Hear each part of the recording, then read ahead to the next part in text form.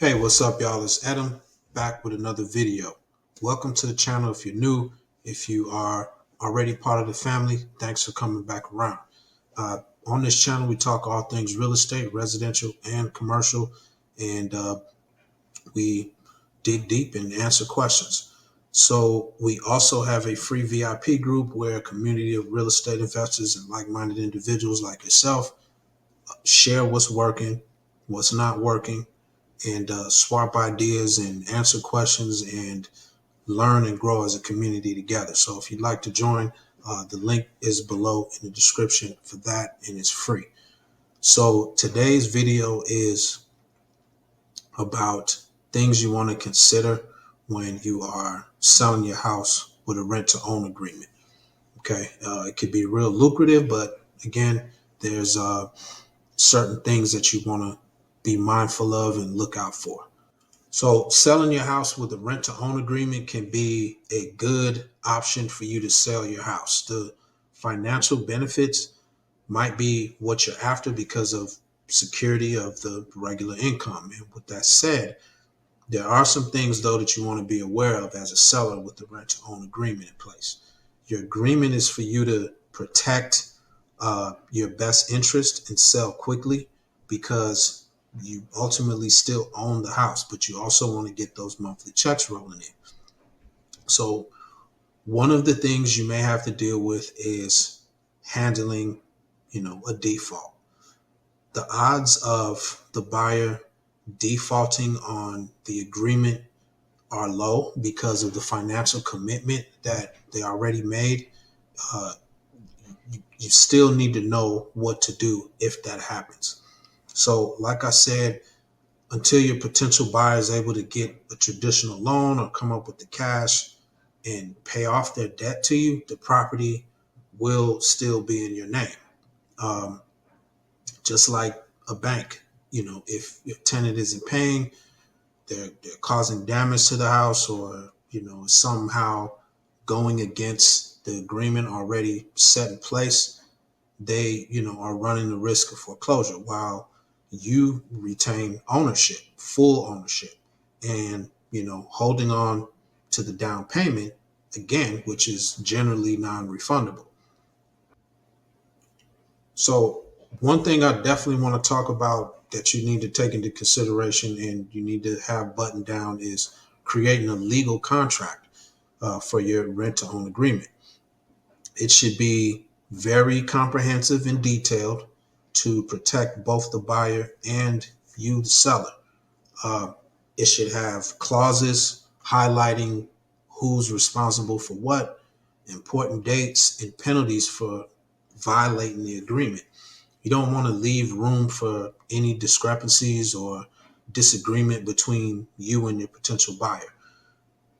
To make sure your agreement is legally binded, reach out to a local real estate attorney to help you facilitate the rent to own process and kind of either give you a contract or look over the contract that you came up with to make sure that it, applies to all the laws, that pertain to your local market and that is going to protect you, especially, and the buyer as well. All right. There are a ton of great buyers out there that are being held back simply because they have a negative on their credit report.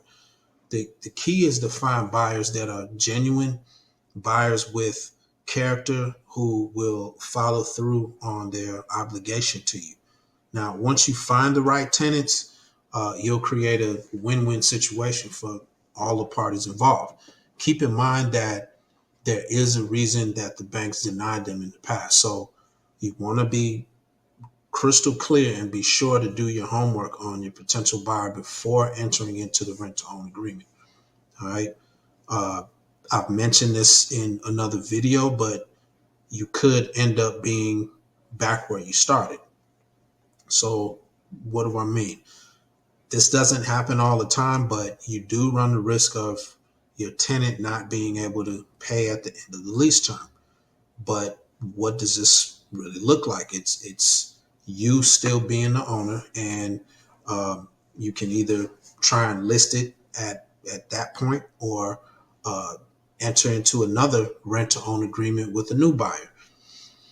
It could be frustrating going through the process again, but the good thing is you actually come out ahead from a financial standpoint.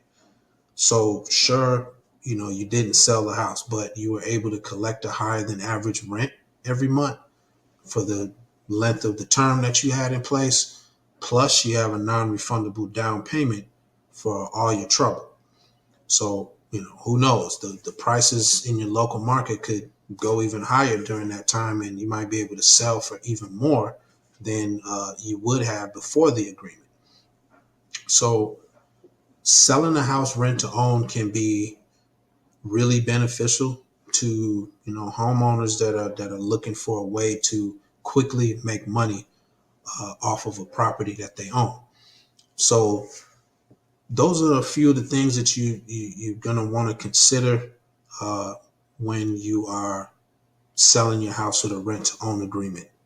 Most of the main important things there are making sure that you have the right tenant in place, doing your due diligence on that tenant, and being able to give them some leeway if they do have some negatives. You'll have to weigh that for yourself, how you want to proceed with that, but you definitely want to make sure that the tenant is the right tenant. Even though it's a non-refundable down payment and all that, you don't want to have to go through the trouble of getting them out of the property if they default or they're falling behind, and so on and so forth.